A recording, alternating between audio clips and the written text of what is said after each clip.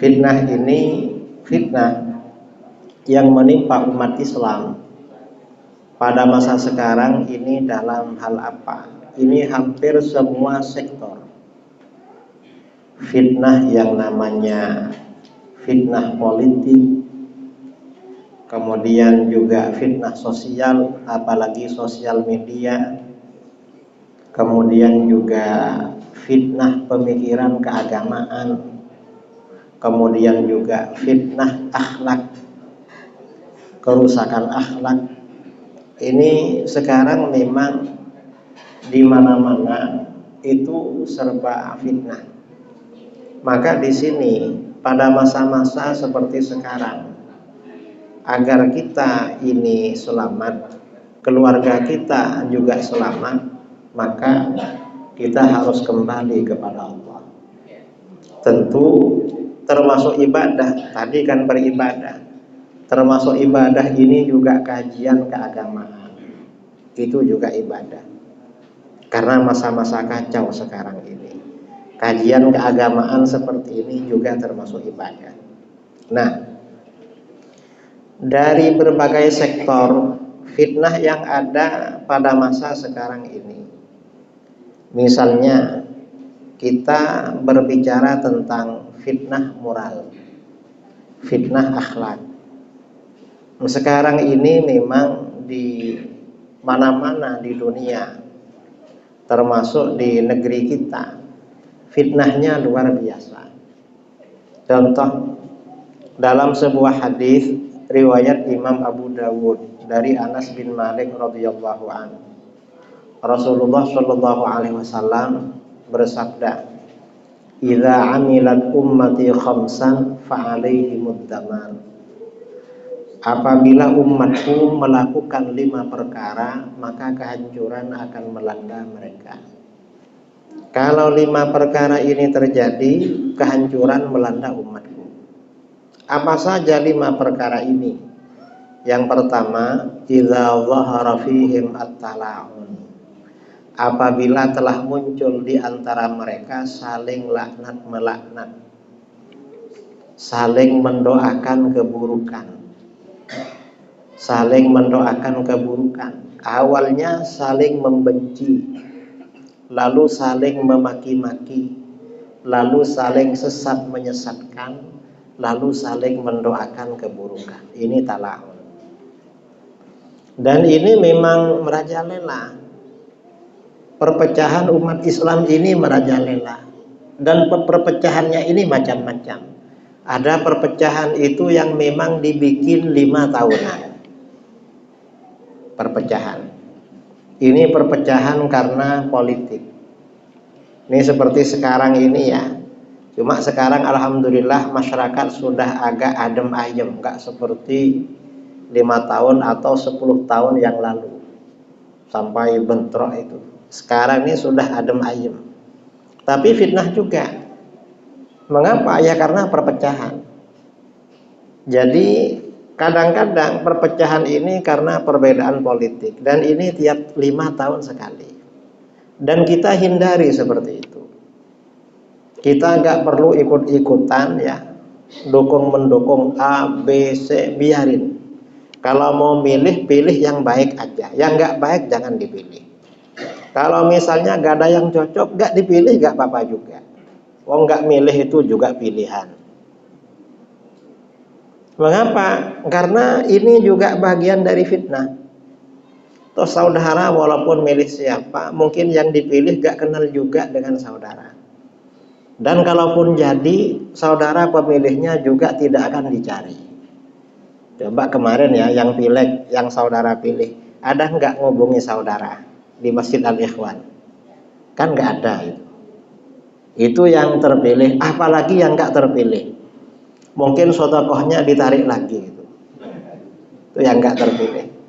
Nah ini memang perpecahan. Kemudian lagi yang juga ya, perpecahan ini di internal umat Islam yang parah juga itu perpecahan karena aliran, perbedaan aliran di dalam Islam. Nah, dan perpecahan aliran di dalam Islam ini tensinya tinggi sekali. Mengapa tinggi? karena bisa menimbulkan peperangan. Umat Islam ini tidak sedikit saling bunuh-membunuh dari dulu, gara-gara perbedaan aliran, gara-gara perbedaan mazhab. Maka dari sini kata para ulama, umat Islam itu wajib berjamaah. Berjamaah itu artinya bukan cuma sholat berjamaah. Kadang-kadang orang itu berjamaah tapi secara zahir hatinya bermusuhan. Berjamaah itu artinya zahir batin. Secara zahir kita ini berjamaah, hati juga berjamaah. Artinya terbangun sinergi dan kekompakan. Dan ini akan terjadi kalau kita sama-sama bersatu di bawah naungan mazhab atau aliran Ahlus Sunnah wal Jamaah. Kalau pindah aliran nggak berjamaah, misalnya pindah ke Salafi, pindah ke Wahabi. Orang ini begitu pindah ke Wahabi itu bahaya, saudara. Bahayanya apa? Nanti dia akan merasa paling baik sendiri. Dia merasa paling sunnah, tetangganya disesatkan, disyirik-syirikkan, dibid'ahkan. Walaupun kadang sholatnya bareng, tapi dia bahaya, Salafi Wahabi. Makanya saya sering sampaikan, terutama di Pekanbaru, di Sulawesi, di mana-mana, terutama di daerah-daerah yang ada lembaga-lembaga pendidikan seperti sekolah, pesantren, aliran di luar Ahlus Sunnah. Misalnya lembaga pendidikan Wahabi atau apa. Kalau punya anak jangan dimasukkan ke situ. Mengapa? Kalau masuk di aliran Salafi Wahabi, sebentar lagi akan menjadi anak durhaka. Durhaka pada orang tua. Orang tuanya saja didurhakai, apalagi orang lain. Dan ini kejadian di mana-mana. Beberapa waktu yang lalu saya ngisi acara di Sulawesi Tengah. Saya sampaikan, kalau punya anak hati-hati. Masukkan kalau waktunya sekolah, masukkan di lembaga pendidikan yang aswaja. Karena kalau enggak, kalau masuk lembaga pendidikan non aswaja, misalnya Salafi Wahabi, sebentar lagi menjadi anak durhaka. Akhirnya apa? Selesai saya ceramah, kiai yang ada di situ, buya di situ ceramah juga. Kata beliau, betul kiai. Orang itu anak kecil kalau masuk lembaga pendidikan Salafi sebentar lagi jadi anak durhaka. Mengapa? Ini kasus tetangga saya katanya. SD-nya masuk sekolah dasar Salafi. Dapat 6 bulan, anaknya ini berani bicara sama ayahnya. Ya, ayah ini sesat lah. Loh kenapa? Tadi malam ayah ikut tahlilan. Ikut tahlil. Tetangga sebelah meninggal, ayah pergi tahlil. Itu sesat. Kira-kira kalau ada anak berani menyesatkan ayahnya, padahal kelas 1 SD, itu anak berbakti apa anak durhaka kira-kira? Kan durhaka. Dapat 1 minggu anaknya bilang lagi sama bapaknya, ya ayah ini kok masih sesat lagi. Kenapa? Tadi malam ayah menghadiri acara Maulid Nabi. Dibilang acara maulid sesat. Ini masih anak-anak saudara, berani pada orang tua. Kemudian ada kejadian juga. Ada orang tua meninggal dunia, anaknya ikut Salafi sudah dewasa. Pada waktu prosesi pemakaman, anaknya sama 2 kawannya datang. Ketika buya yang ada di situ mau membacakan talqin, anaknya marah-marah. Jangan bacakan talqin ayahku. Ini bacaan sesat, bacaan haram, bacaan nggak benar. Akhirnya apa? Buya yang ada di situ tetap bersikeras bersama masyarakat baca talqin. Karena dibacakan talqin, apa yang terjadi? Anaknya ini beserta 2 kawannya pergi meninggalkan prosesi pemakaman itu sambil tertawa terbahak-bahak. Bayangkan, ayahnya baru dikubur ketawa dia. Ini baru talqin. Kalau anak itu Ahlus Sunnah wal Jamaah, orang tuanya pagi-pagi meninggal, malamnya bikin acara tahlil, mendoakan orang tuanya. Tapi kalau anaknya bukan Ahlus Sunnah, anaknya tutup pintu, nggak ada bacaan tahlil mendoakan orang tua. Dalam perjalanan waktu, kalau anaknya ahlus sunnah wal jamaah senantiasa ziarah ke makam orang tuanya. Kadang mengadakan acara haul setahun sekali, sedekah dan mendoakan orang tua. Tapi kalau anaknya salafi wahabi, dalam perjalanan waktu nggak ingat lagi dia ke kuburan orang tuanya, apalagi bikin haul alias ditinggalkan selama-lamanya. Artinya apa? Kita ini berhati-hati ya dengan pemikiran-pemikiran, faham-faham aliran di luar ahlus sunnah wal jamaah. Itu sangat berbahaya. Bahayanya apa? Ya ini paling tidak ini durhaka pada orang tua.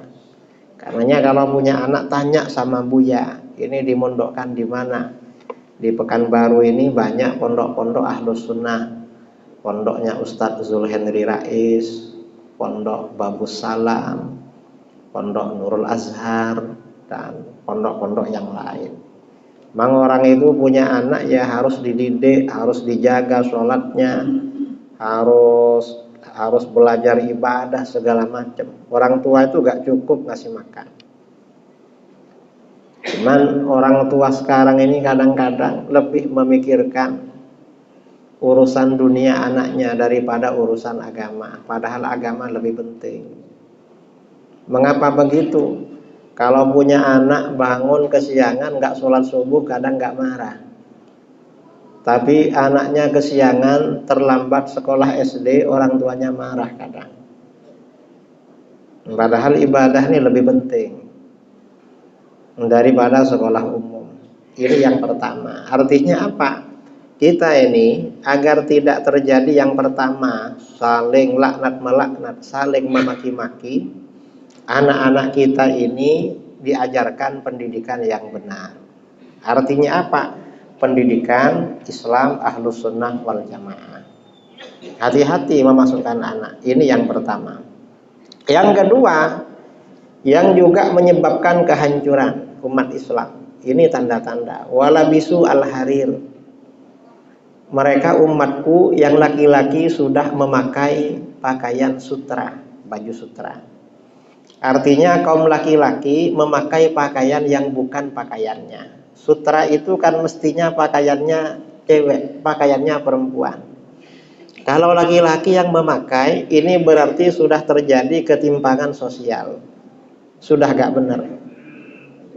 Sekarang ini levelnya sudah lebih parah dari sutra. Kenapa lebih parah dari sutra? Sutra itu gak kelihatan, dan orang tuh kebanyakan gak tahu kain sutra tuh kayak apa, banyak gak tahu sekarang. Yang jelas-jelas pakaian perempuan dipakai itu banyak sekarang anak-anak muda kita, dan mereka umat Islam. Contohnya apa? Seperti anting-anting, kadang-kadang kalungnya, kadang kalungnya emas. Saya pernah mau khutbah di Kepri, Kepulauan Riau. Saya mikir-mikir, saya mau khutbah apa ini? Nggak tahunya ada jamaah masuk pakai kalung emas ke masjid. Wah, mau ke masjid pakai kalung, itu pakaian haram. Haram tuh jangan dibawa ke masjid. Karena kalau dibawa ke tempat ibadah tambah besar dosanya. Kalau mau maksiat di luar masjid lah, mestinya jangan maksiat. Wah, itu laki-laki sholat Jumat. Kalau pergi sholat Jumat kan laki-laki, di lehernya kelihatan kalung. Akhirnya saya ceramah ini, entah dia tuh dengar apa enggak. Karena kadang-kadang orang pergi sholat Jumat, waktu khutbah itu tidur kadang-kadang. Kadang-kadang walaupun enggak tidur melamun ya, enggak mendengarkan khutbahnya tuh apa. Tahu-tahu selesai dah mau sholat itu. Tapi ya gak apa-apalah, mudah-mudahan dapat hidayah dari Allah. Dan biasanya memang anak-anak yang pakai tende, pakai anting-anting, pakai kalung ya, kadang-kadang pakai cincin, kadang-kadang yang ditendek, yang dikasih anting-anting hidungnya. Gak cukup hidungnya, lalu bibirnya, bibir bawah, habis itu bibir atas. Setelah itu lidahnya. Saya mikir-mikir, enak, apa enaknya pakai begitu? Dan orang begitu tuh memang nggak disiplin biasanya. Ya nggak disiplin waktu, nggak disiplin sosial, nggak disiplin ibadah. Masyarakat ini kalau tidak disiplin itu berarti kan rusak. Berarti kan hancur masyarakat itu. Kalau tidak ada kedisiplinan. Ini yang kedua. Kemudian yang ketiga ini wasyaribu al-khumur. Mereka telah mengkonsumsi miras, minuman keras.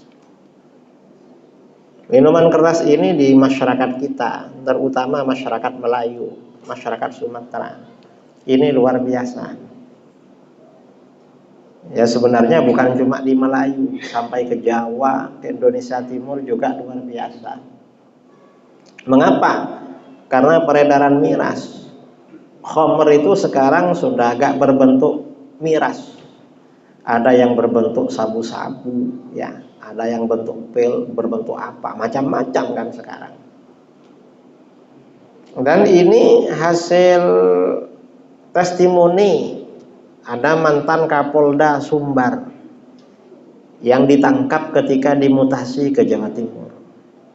Ternyata Kapolda ini kan bandar narkoba.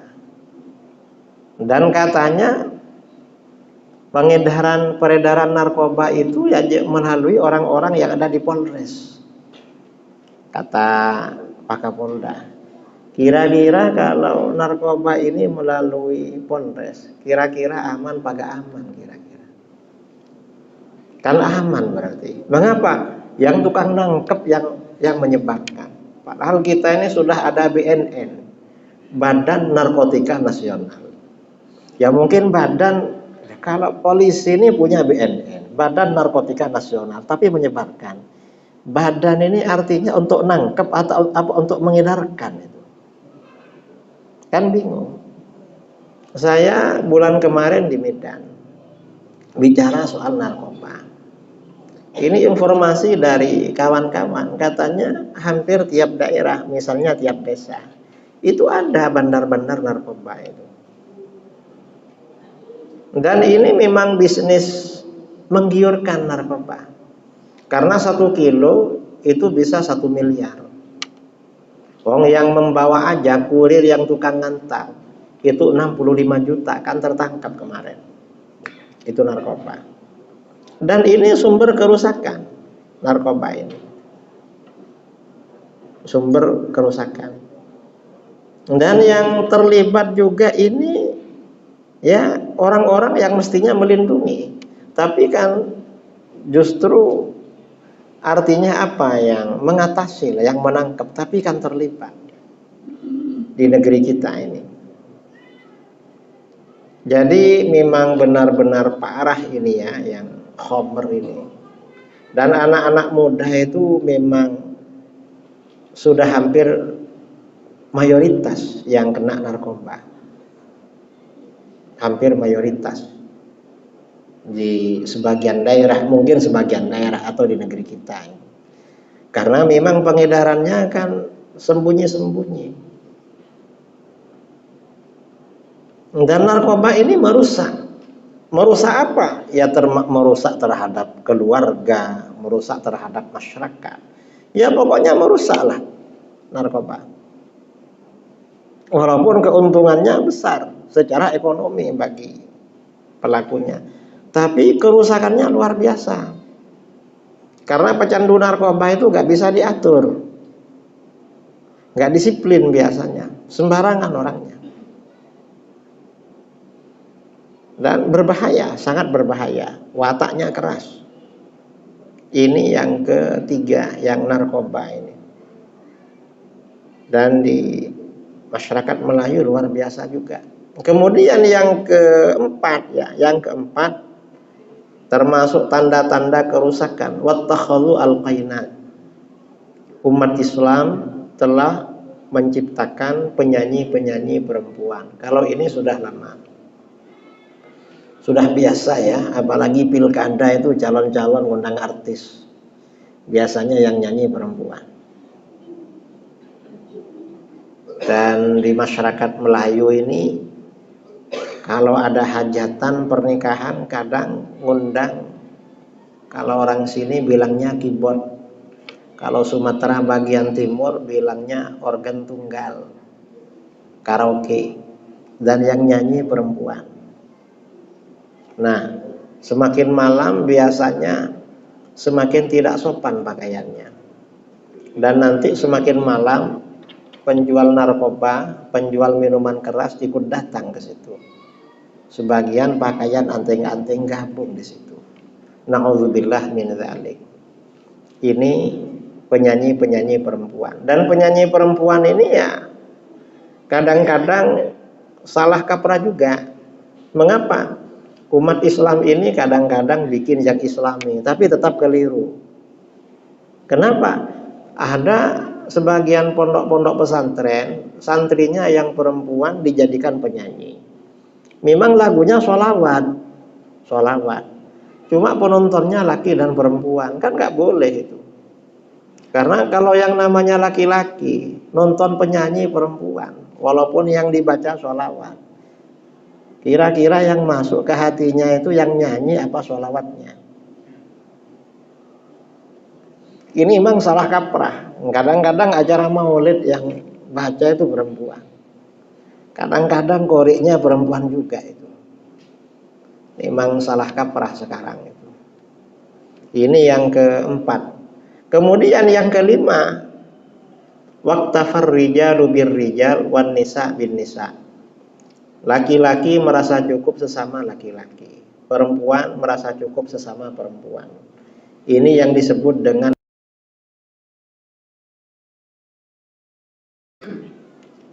lesbi, gay. Dan ini merajalela sekarang ini. Bahkan beberapa provinsi, terutama di Jawa, anggota tiap provinsi itu ratusan ribu. Tiap provinsi. Dan ini memang termasuk program barat yang dipaksakan ke seluruh negara, terutama negara Islam. Yang melarang malah sebagian negara-negara kafir seperti Rusia melarang. Di Indonesia, menurut Menko Polhukam yang dulu Pak Mahfud MD, dalam KUHP yang akan berlaku 2026, bukan pelanggaran hukum, sudah legal secara hukum. Coba pikirkan, gimana saudara-saudara kalau ternyata ada keluarga kita laki-laki kok berfungsi sebagai perempuan? Gimana kira-kira? Atau perempuan berfungsi menampilkan dirinya seperti laki-laki, gimana? Kan kacau, rusak itu. Ini terjadi kerusakan. Nah, ini solusinya bagaimana? Yang jelas memang kelima-limanya ini memang luar biasa. Gejala ini memang benar-benar ada dan nyata di negeri kita. Maka solusinya, masyarakat ini, anak-anak itu solusi yang paling tepat. Kalau punya anak itu memang usia remaja, pendidikannya dimasukkan di pondok pesantren. Dan itu pondok pesantren Ahlus Sunnah wal Jamaah. Mengapa? Kalau masuk pondok pesantren insya Allah aman. Ya memang ada kasus-kasus yang terjadi seperti itu, tapi itu jarang. Kasus-kasus yang terjadi viral itu jarang itu ya. Ya carilah pondok-pondok yang memang bisa dipercaya. Buyanya dipercaya, ustadz-ustadznya dipercaya, pondok-pondok yang ketat. Insya Allah aman. Kalau nggak masuk ke lembaga-lembaga seperti itu, pondok-pondok pesantren Ahlus Sunnah wal Jamaah pada masa sekarang ini memang bahaya. Harus memang. Dan ini kalau enggak bahaya. Saya beberapa waktu yang lalu pas acara di Jakarta, pulang dari acara itu sama kawan dinaikkan Grab ke bandara. Karena biar cepat. Saya tanya sama supir Grabnya, anaknya berapa Pak? 2 kan? Ada di mana? Anaknya laki apa perempuan? Laki dan perempuan. Ada di mana? Saya mondokkan. Kenapa dimondokkan? Wah, parah sekarang nih Pak kalau nggak dimondokkan. Parahnya apa? Pergaulan. Kalau laki-laki, kalau perempuan, anak perempuan nggak mondok takut bunting. Kalau laki-laki, nah lebih parah lagi katanya, takut LGBT. Kalau perempuan bunting dikawinin selesai. Kalau laki-laki sama laki-laki mau diapakan? Oh nggak bisa punya anak. Artinya LGBT ini juga sudah merambah ke sekolah-sekolah termasuk di Pekanbaru. Ini informasi sudah lama. Ini informasi lama. Karenanya memang penting ya, anak-anak itu pendidikan masih dini diperhatikan. Dan terutama lagi, anak-anak itu masih dini diperhatikan ibadah sholatnya. Mengapa ibadah sholat? Karena inna sholata tanha anil fahsya'i wal munkar. Sholat itu akan mencegah seseorang dari perbuatan keji dan mungkar. Sholat ini memang beda dengan ibadah lain. Orang itu punya anak. Kalau anaknya umur 7 tahun, orang tua wajib menjaga sholatnya. Sabda Rasulullah SAW, muru auladakum bis sholah disaba'in. Kamu harus menyuruh anak-anak kamu sholat kalau sudah berumur 7 tahun. Jadi anak kita ini berumur 7 tahun, orang tua berkewajiban menyuruh sholat. Wajib. Kalau anaknya nggak sholat, anaknya nggak dosa. Cuma orang tuanya yang dosa. Orang tuanya dosa. Ya makanya ya mungkin diajak ke masjid. Cuma kadang jangan yang terlalu kecil, jangan yang 5 tahun atau 4 tahun. Kalau yang 4 tahun, 5 tahun, sholat tuh biasanya lari-lari di masjid. Kalau sudah 7 tahun biasanya sudah bisa disiplin. Kalau di bawah 7 tahun, 5 tahun, 4 tahun, itu biasanya abangnya diajak bercanda. Saya di rumah itu biasanya anak-anak yang umur 11, lalu adiknya umur 7, saya ajak sholat berjamaah. Adiknya yang 5 tahun ikut. Dan itu biasanya ganggu abangnya aja di waktu sholat berjamaah. Makanya kalau sudah 7 tahun biasanya disiplin. Itu kalau umur 7 tahun. Kemudian kalau lebih dari 7 tahun, wadribuhum 'alaiha bi'ashrin. Dan pukul anak-anak kamu karena tidak sholat. Kalau sudah umur 10 tahun, anak-anak ini suruh dipukul. Kalau tidak sholat, kalau sudah umur 10 tahun. Ya entah gimana lah, tapi mukul itu yang tidak bikin cedera. Ya pokoknya pukul kira-kira anak itu mau sholat. Dan cara yang paling bagus biar anak ini sholat, orang tuanya rajin sholat. Karena anak-anak itu biasanya cenderung meniru perbuatan orang tua daripada melakukan nasihat orang tua. Kita ini yang sudah tua-tua punya anak itu harus hati-hati. Mengapa? Anak-anak itu lebih meniru perbuatan kita daripada meniru apa yang kita nasihatkan. Karena kita dijadikan panutan sama anak-anak. Ini sholat. Nah, mengapa sholat?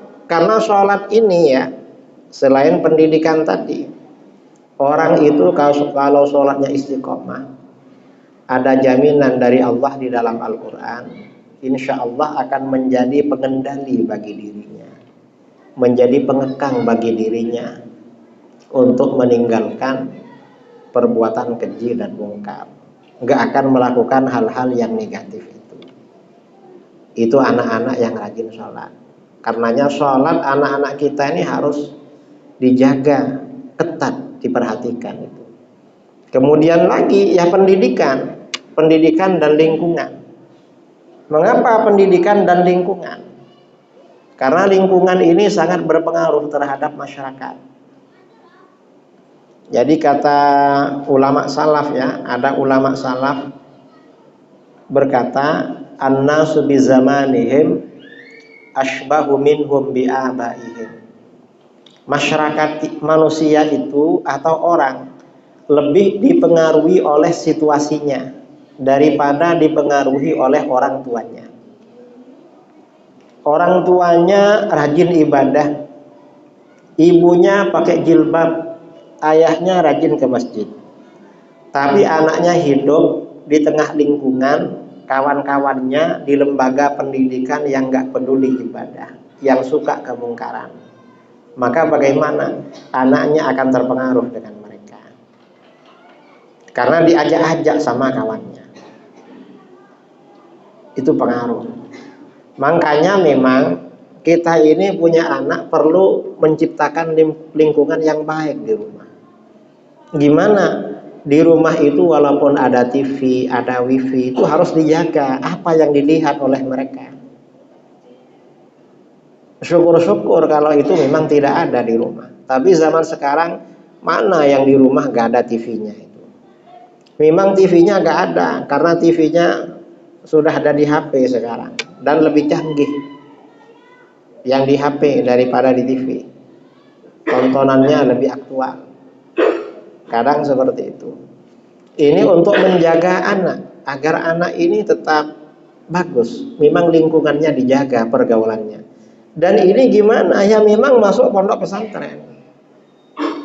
Karena kalau pondok pesantren itu kebanyakan steril, banyak yang steril lah, benar-benar terjaga. Kalaupun kadang-kadang ya ada yang lolos, yang keliru masuk ke dalam, tapi biasanya benar-benar terjaga. Jadi lingkungan itu penting. Mengapa? Ya agar anak-anak kita ini hidupnya terarah, tidak tergerus, tidak terseret arus pergaulan, arus budaya, arus peradaban atau pengaruh negatif dari negara luar Islam. Dan sekarang dengan adanya media sosial yang luar biasa dan rata-rata anak-anak itu dikasih HP sama orang tuanya di rumah, itu pengaruh terhadap pola pikir anak itu luar biasa sekarang. Karenanya menciptakan lingkungan yang positif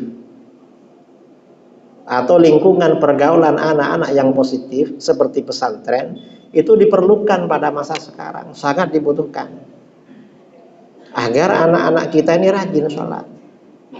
Dan pesantren ya memang pesantren yang bagus, yang istiqomah. Karena kadang-kadang ada pesantren kurang peduli pada sholatnya. Ada jamaah saya di Jambi itu curhat.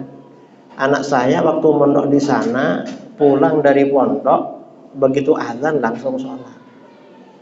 Lalu pindah ke pondok satunya, pulang dari pondok gak segera sholat katanya. Mengapa? Ternyata di pondoknya begitu juga. Jadi memang perlu cari ya lembaga pendidikan yang ketat, yang benar-benar disiplin di dalam beribadah. Mengapa? Ya untuk menciptakan lingkungan yang positif bagi anak-anak kita. Karena kalau enggak, tidak begitu akan terpengaruh. Karena manusia ini lemah memang, mudah terpengaruh. Kita saja yang tua-tua kumpul dengan kawan si A misalnya. Si A ini punya kelainan, terpengaruh juga, apalagi masih anak-anak. Mudah terpengaruh.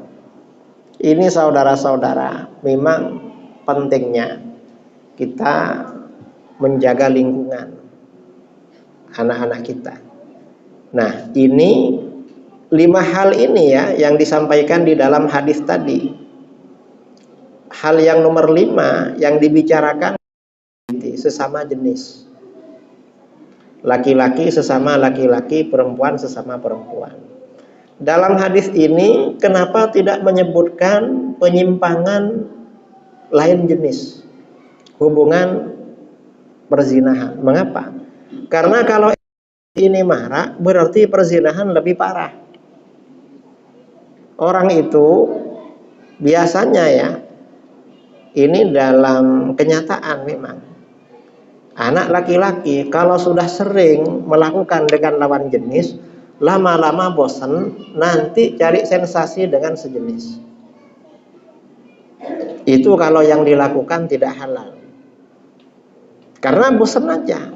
Oleh setan memang dinaikkan levelnya, naik lebih parah.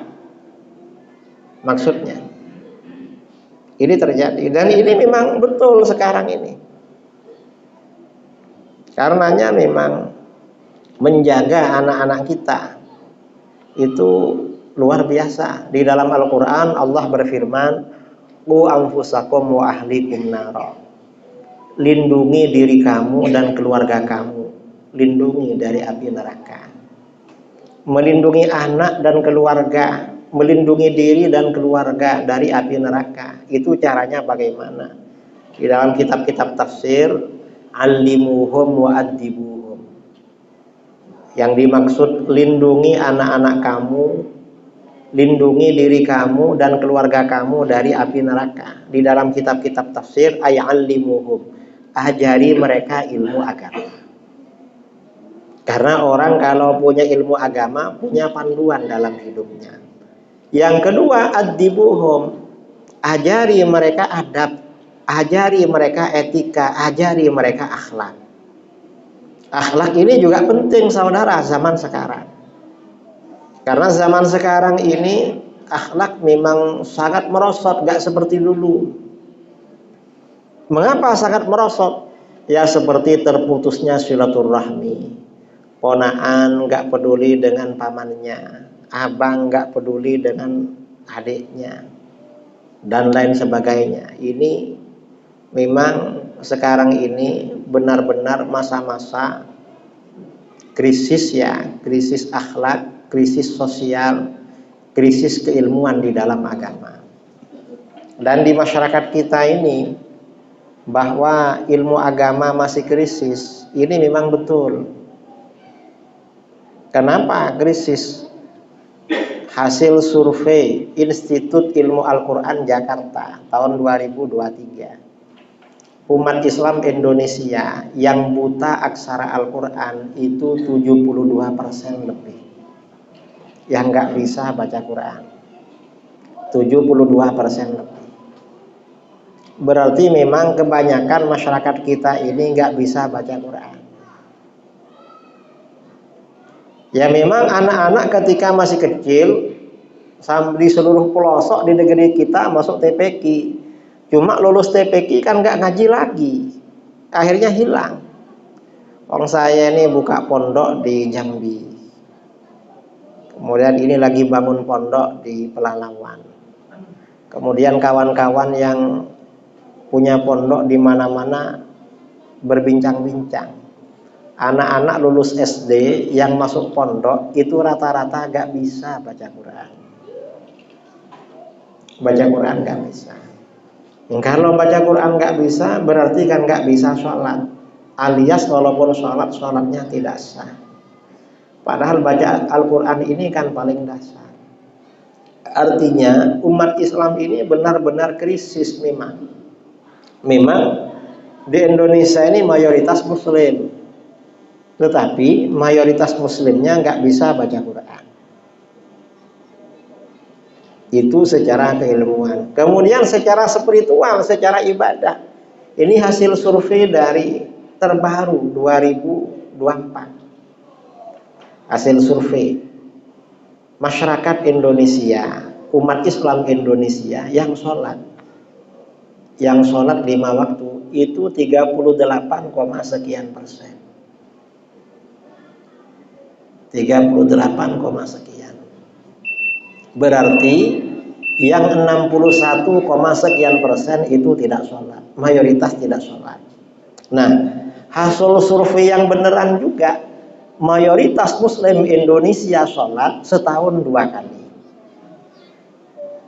Dalam 2 kali setahun mayoritas umat Islam sholat. Itu sholat apa namanya? Sholat hari raya. Kalau hari raya rata-rata sholat dan sejadahnya baru-baru, karena baru beli sejadahnya. Nah ini saudara-saudara, saya kira hal-hal yang perlu saya sampaikan dalam kajian maghrib malam ini. Mudah-mudahan bermanfaat, karena ini waktu sudah masuk waktu sholat isya. Kita tutup, dan nanti habis isya atau habis ini ada tanya jawab, terserah masjid panitia di sini. Dari saya kurang lebihnya mohon maaf yang sebesar-besarnya. Wabillahi taufik wal hidayah. Assalamualaikum warahmatullahi wabarakatuh.